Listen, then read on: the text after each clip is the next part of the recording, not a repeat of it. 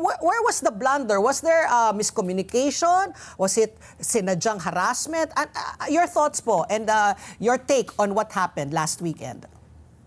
Well, una sa lahat, iklaro natin na yung kaso ni Jason sa ay bailable kasi ito yung maliit na kaso lamang eh. Okay. And kapag maliit na kaso, ibig sabihin ang parusa ay hindi reclusion perpetua, no? So hindi siya tinatawag na heinous crime, di ba? Like you never commit murder or rape. Yeah. That is essentially bailable and it is a matter of right. Yung problema kasi medyo weird, yung kanyang warrant of arrest ay non-bailable. Okay. Di ho ba? Oo. So ibig sabihin, merong pagkakamali doon. Pero considering na yung kaso niya maliit, wala naman judge na sasadyain na gagawing non-bailable yun kasi mapaparusahan yung judge. Hindi ba? So that could even be a ground para mapatanggal siya bilang huwes because that amounts to gross ignorance of the law. Okay. Alam naman nating lahat pag ganyan ang kaso bailable.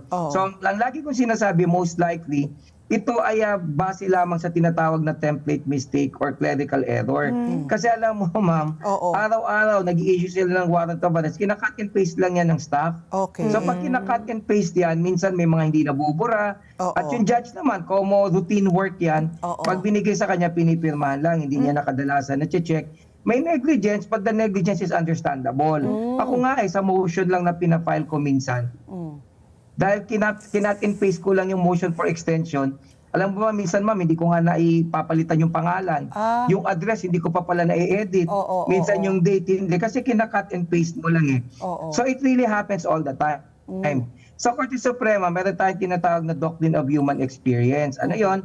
Ang sinasabi ng Korte Suprema, kapag isang bagay ay nangyari at gusto mong alamin kung paano mo siya iintindihin, tignan mo yung madalas na karanasan na nangyayari na sa isang tao.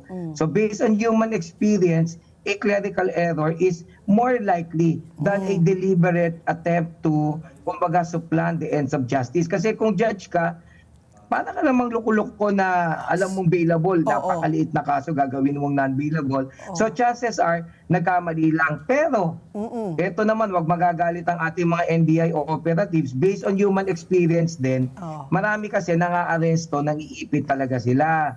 May mga kaso ng mga pulis halimbawa na humihingi ng lagay, aarestuhin ka ng gabi, syempre bukas ka na makakapagpiyansa.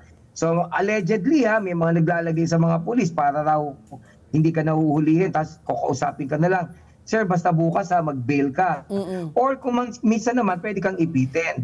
The way I see it, based on human experience, this is also a possibility, nakita nila na nakalagay sa warrant of arrest, non-bailable.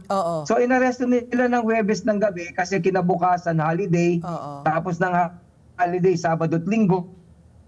So, common non-bailable yan as a rule, makokorek lang yon sa pag may pasok na. Kasi magmamanifest yung lawyer. Buti na lang dahil maingay yung taong bayan, si judge mismo nag-decide na lang na teka, magawa na ako ng order na ako'y nagkamali lang. But otherwise, that would have been the ploy. Ilang araw din siyang makukulong. So madalas din na nangyayari yun. Sa tingin ko, yan ang totoong nangyari lang dyan.